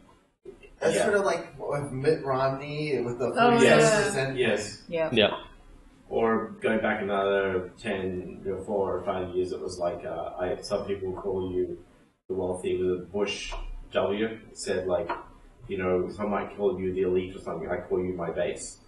That was like from like 2001 or 2 or something like that. Yeah. Yeah, so I don't think it really, conforms to any of the thinking that you're talking about. Not damaging the wealthy, because I think he's really it's a political statement more than an economic statement. I mean, it was because of the group he was speaking to. It wasn't anything deeper than that, I don't think. But it would have been nice if it was. It would have been, yeah. One of the tabs already works for the second debate, so maybe you can just, the time for it, so you can just move the dial over to where it's not that one of the tabs just works. It's that it's not connecting at all. Yeah, it's that it's not connecting. So maybe it's already buffered all the way out to where you need to go. Unlikely. I think we need to stop worrying about the tabs and the browsers and just kind of talk. Yeah, yeah, I think that's right. I was hoping you see the Yang clip though. I know. Yeah, hopefully it'll come back. Yeah, I am wondering how Andrew Yang could not say working class, because I guess he didn't have to take that risk. He doesn't. I don't think he said the word working class, but he does talk. He still talks about creating jobs, and he still frames. He does? Yeah, and he still frames basic income as the solution to the problem of jobs being eliminated, which is not kind of how I talk about it. And how putting $60 million into some community would create so many jobs there, and how overall it create 3.4 million jobs or something like that. Well, I heard one example where people would say, well, that's not going to make a big difference, in your life if you're a trucker now. I think I think we're in the podcast. If you're a trucker now, like if your job goes away and then you're down, from 60 or 40, $50,000 to 12, that's not going to work. And his argument was, well, if your job is going to get eliminated, if you know it's going to be eliminated in 4 years' time, and you start getting your basic income on day one that you get sworn in, and you could basically put that money into your bank account and use that to retrain yourself so that when your job is lost, you have a job. Yeah. That was So for our future viewers or current viewers, just for reference, Andrew Yang's basic income plan is $12,000 a year to every citizen over the age of 18. And I think, Alex, that's a good point. Another point is that, people often say, oh, well, hey, $12,000 a year isn't enough to make up for me losing my $50,000 a year job or something like that. But that's not really the point. The point is that whatever job you get next is maybe going to pay less than whatever you were making before, and $12,000 a year can make up some or all of that gap. It's not like you necessarily go from your job that you used to have to no job. A lot of people are going to be going to a different job that doesn't pay as much. So it's not about making up for zero. It's also like, it's not a lot, $12,000 a year, but employment insurance in a way. Yeah. But also there's one factor that isn't emphasized there, which is that you don't have to spend any time to get that money. Right. So if you were to choose to way downsize your life from being a truck driver, at least you have that time back. It's not like you get nothing in exchange for kind of not, because now you're not driving a truck across the country away from your family all the time. And that may not be worth $40,000 to you, but there is at least something about the fact that you don't have to be doing anything for it. It's independent of the labor market. And Andrew Yang frames it as this can go a long way towards ameliorating some of the pains that we see as jobs get eliminated. And I like to emphasize that if people have income, that means it reduces some of the incentive to create jobs for people or to keep people in jobs that we could have been eliminating, that kind of thing. And I think, both are true, except when you look at Andrew Yang's perspective, he's not necessarily going to be right that the robots are going to take all the jobs. It could easily go the other way, and that we have a federal jobs guarantee, and whatever jobs get eliminated, we make up jobs to replace them. So that's kind of about doing that national service, creating. Oh, that Buttigieg just coming out with that idea. Kind of like WPA. And the Green New Deal has jobs guarantee as part of it. Bernie Sanders supports that. So there's definitely right. I think Pete Buttigieg took a jab at that in the debate. He said you can't just promise everyone a government job, that kind of thing. And you can. I mean, it's possible. It's just like paying out a basic income, except you're also forcing people to work. That's something that we could do. It's just a really bad idea. And basic income could supplement unemployment insurance. I mean, for truckers. So they wouldn't just have the basic income. Yeah. I mean, I like to move away from thinking of basic income having anything to do with jobs at all. Right. That it's just the solution to how do you get consumers spending money, and that we had a bad solution previously. Well, it feels like a lot of, I think part of the issue for a lot of people is there are so many jobs provide a lot more than just income. Right. In a way, at least, in the US, like especially healthcare. Right. Like I can't see a universal basic income really working without universal healthcare. And I guess Andrew Yang has both on his right. Yeah, that's the reason why he has both. Yeah. It's just it's important. Yeah, there's so many other things that and I've said this before. It's like a cable bundle. You can right. Right. I don't want that shit. Yeah, it's a really good point. Did any of the candidates talk about deficits not mattering? No. They didn't really talk a lot about deficits, but they talked about having to fund things using taxes. Yeah, generally. They talked about what? Having to fund programs using taxes. Oh. Yeah. Like that was just assumed basically for the entire thing. I think, who was it? There was one candidate. Maybe. No, it wasn't a candidate. It was someone else. Never mind. So Rick has a comment on here. He says, isn't the problem the mass loss of jobs due to automation? And I would say that that's the problem, that's the way Andrew Yang is presenting the problem. I think the mass loss of jobs due to automation is actually a good thing, and we need to separate income from labor. So then his criticism is, so can you assume that they will get a lower paying job plus UBI to make up the difference?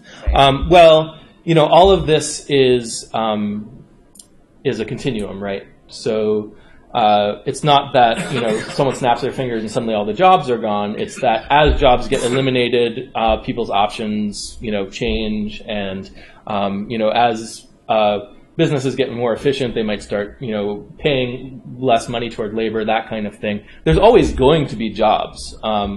The issue is that there's no rule of economics that says that income from an efficient labor market is going to be enough for consumers to get the most out of what the economy can sell them. So that's kind of that's kind of the problem with thinking of jobs as the solution to how to get people money in the first place. And it's a mistake we've been making for a really, really long time. So there's shifts in that as we make labor more efficient, as we automate and stuff like that, and maybe that gap grows even wider, but it's all a gradual thing. Sorry, go ahead. There's also a tendency during recessions and things, we're due for one pretty soon, to automate jobs because you're not able to afford the positions and the salaries and things anymore. Like with oil platforms and things, during the last recession, they automated a bunch of the jobs because there wasn't as much of an incentive to use the appeal to the politicians wanting to create more jobs. We have video back. Okay. Yeah. Hold on. So I think that's right. I got a little bit distracted there because I was so excited about the video coming back. But let's. What were you saying, Richard? Oh, recessions, right. So so there's this other factor, which is that it's a lot harder to fire people than it is to just not hire people. There's a lot of friction there in terms of getting rid of employees, that kind of thing. So if you had to get rid of all your employees because there was a recession or something like that, when you're coming back from the recession, instead of rehiring your employees, you're going to look into other options. Right. So that provides a more opportunity for automation and that kind of stuff. Yeah. So let's see. What clip is this? I don't even remember.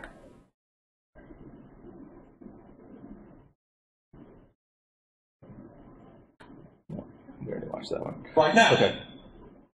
So now we're loading another clip, and we'll find out what it is. It's going to be a surprise. I don't think it's the Pete Buttigieg one. Do you think that Democrats have a responsibility to explain how they will pay for every proposal they make along those lines? Well, let me tell you something. I hear that question, but where was that question when the Republicans and Donald Trump passed a tax bill that benefits the top 1% and the biggest corporations in this country, contributing at least $1 trillion to the debt of America, which middle-class families will pay for one way or another? Working families need support and need to be lifted up, and frankly, this economy is not working for working people. For too long, the rules have been written in the favor of the people who have the most and not in favor of the people who work the most, which is why I am proposing that we change the tax code. So for every family that is making less than $100,000 a year, they will receive a tax credit that they can collect up to $500 a month, which will make all the difference between those families being able to get through the end of the month with dignity and with support or not. And so this is very interesting. This is Kamala Harris, and what she's talking about is her proposal called the LIFT Act, which is a lot like a basic income, but you only get it if you're working. Right. You only get it if you're working. She talks about the economy working for working people, and it's this whole thing again. Is it also calibrated to your income? It sounded like it would be more the less your income was if you did work, or I couldn't tell. Yeah, I think it's a lot like an expansion of the earned income tax credit. Right. But instead of the earned income tax credit kind of starts at zero if you're earning like a very small amount or something like that, whereas this is if you're working, it might start at $500 a month or something like that. And you still get it earning a bit more than the earned income tax credit too, I think. Yeah. So it's interesting that she's talking about this because it's got some elements of basic income and then some elements of not. Right. And there's actually someone in Illinois, I think, a congresswoman named Rashida Tlaib, who is proposing a LIFT Plus Act, which is the same as this, except you get it if you're not working. So now we're even closer to a basic income. Yeah, it's an alderman in Chicago that's proposing that for that, and I think the person you're talking about is in Seattle, actually. Rashida Tlaib. Let's find out. But yeah, she's basically taking Kamala Harris's proposal and turning it into, extending it a little bit, so incrementally, and turning it into something more. One thing I thought was sort of interesting, a meta point about all the sort of things that different candidates say. She's from Michigan. Was that there's sort of a shift now in the distribution of, like opinions or, it's kind of shifted from say 4 years ago or 8 years ago, where you're now hearing these things they're not basic income, but they're more like it. But then you get one candidate to basic income. Right. The next cycle, that shift again, we'll start seeing more. Right. So I think eventually, maybe it'll take, things really not working well in the economy for people to kind of eventually, it's the cultural problem around work that we talk about a lot. Yeah. It's really going to be hard to. That is a huge obstacle. That's the huge obstacle. Yeah. Yeah. So let's get to our friend Andrew Yang here. Yeah. We're getting to the end. Yeah. Before we run out of time, we should see Andrew Yang. What are we? 8:57. There we go. So it's difficult to do if you have companies like Amazon, trillion-dollar tech companies, paying literally zero in taxes while they're closing 30% of our stores.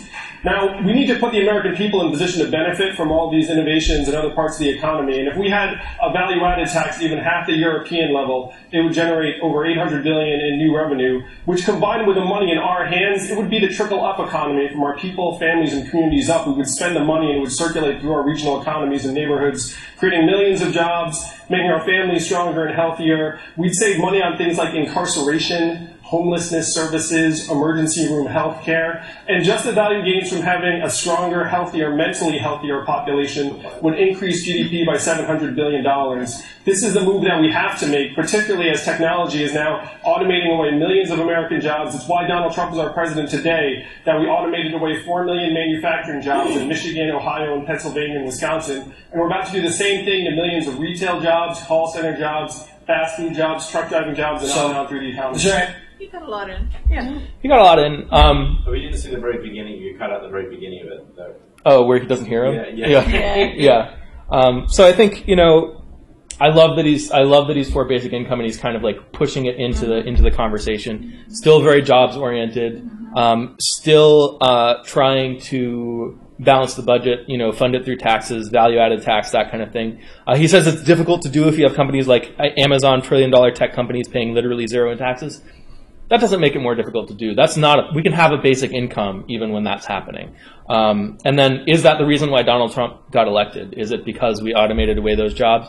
I think he presents some compelling evidence when he talks other times about how there's a very strong correlation between automating jobs and kind of political unrest and people voting for Donald Trump and stuff like that. So I think there's some truth to that, but it's not this inevitable thing that he describes it as. Like, it happened at that particular time in that particular place, but there are ways to prevent the automation of jobs. There are ways to kind of force people to keep working even though it's not necessary. And he doesn't really speak to those points, and I don't know to what extent he thinks about them. Like most politicians, he has to create a story. He does have to create a story, and that's a narrative. So it's a simple, maybe it's a bit simplistic, but it captures enough of the truth that it's. And I really like what he says. Wrong either. Yeah, and I really like what he says about he says for the people. He doesn't say for the workers. So I like that. And he talks about people being better off, mental health, all of that stuff, all of these benefits that aren't associated with like the labor market or that kind of thing. Yeah, it's nice. Richard, go ahead. There's also when whatever Donald Trump is trying to do doesn't actually work or whatever, people will be willing to try someone else's alternative out, and so maybe that will, like Yang was saying, they thought that they were going to get someone like Donald Trump was going to be like him or something, and so he's obviously not. So he's going to peel off some former Trump supporters to vote for him that wouldn't be appeal to some other candidates. Yeah. I think that's a really good point, and we can watch his closing statement here, which is very much related to that. Let me pull it up. Where is it? Rick has an interesting point here about alternatives to UBI, such as data and labor. Data and labor. Yeah, we're not going to talk about data as labor. I close that one. 68. We're getting towards the end. Sorry. So this is Andrew Yang's closing statement. First, I want to thank everyone who put me on. Well, he wants to thank everyone who put him on the stage tonight. He is proof that our democracy works. The stage tonight, I am proof that our democracy still works. Democrats and Americans around the country have one question for their nominee, and that is who can beat Donald Trump in 2020? That is the right question.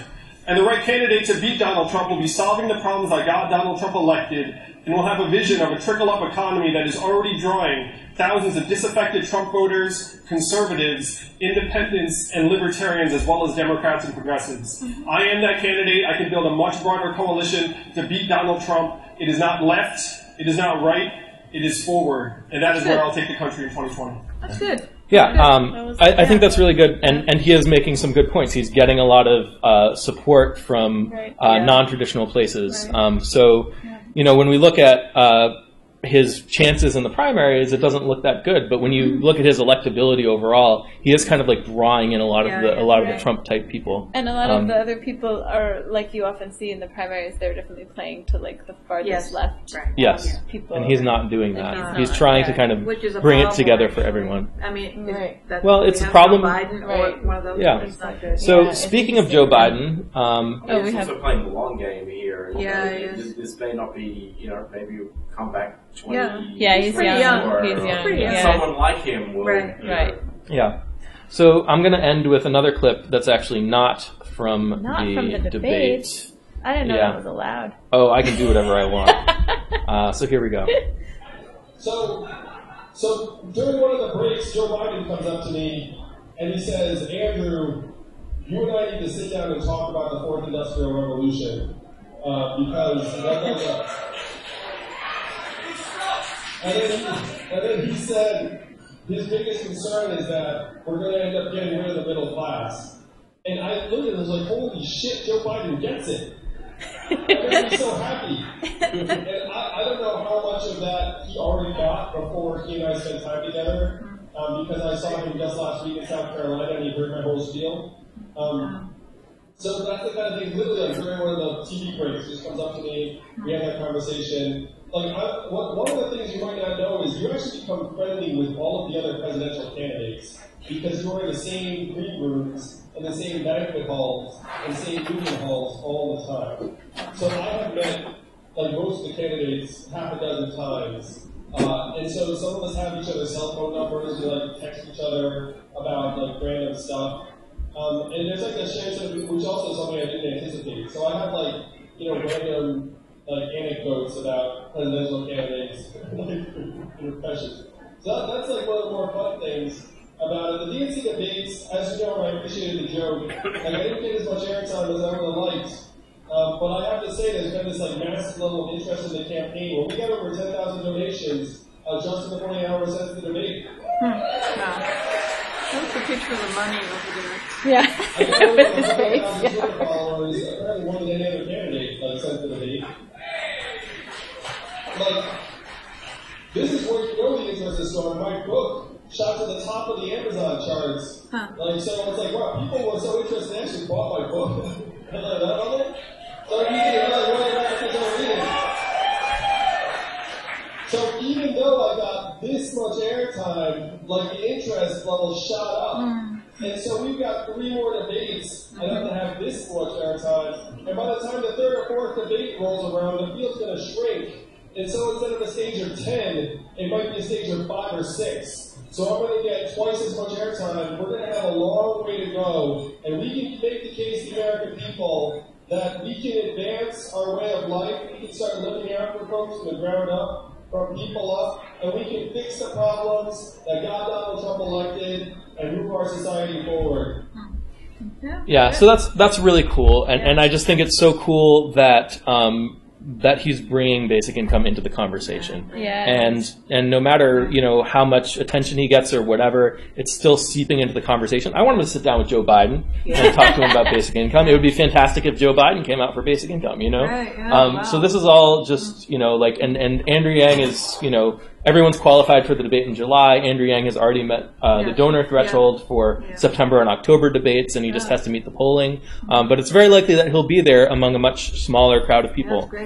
So there's going to be a lot of discussion of basic income happening in the next few months, and pretty much for as far as Andrew Yang goes, and hopefully after that as well.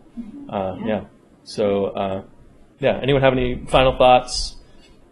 Well, we'll really know what's happening when we get a real bump in the basic income meetup group in this room. Oh yeah, right. It's filling up. It's funny because I actually I participate in a Yang volunteer group, and they get a ton of people at their meetings, and not one of them has shown up to this, even though they all know about it. So it's interesting. Well, it's different. I mean, we're not really a political organization. I mean, obviously we're more of an intellectual discussion kind of thing. So it's not always the same people, but I totally agree. If there were a lot of interest, then that might be. So I don't know. It'll be interesting to see the next debates and whether they start to shift more away from talking about workers and more towards talking about people. I think that would be great. Yeah, I like that you pointed out that contrast, like that he actually uses the word people. He uses the word people. And almost everybody else says worker. He doesn't talk about the working class. He doesn't really talk about workers. He does talk about jobs a little bit, but it's a very different tone. Yeah. Interesting. Yeah. All right. Thanks, guys. Next week, we're talking about the shadow banking system, which is a topic that has come up that is somewhat hard to wrap our heads around. So maybe we can figure it out next week. Shadow banking. Yeah. Can we have clips from Money in Banking? Oh, maybe we can. Maybe we can have Perry Maryland clips from the Money in Banking course he teaches. I'll consider that. Okay, thanks, guys. That'd be fun. I want to learn more about shadow banking. It sounds so full of intrigue. Yeah, it does. Just the word shadow.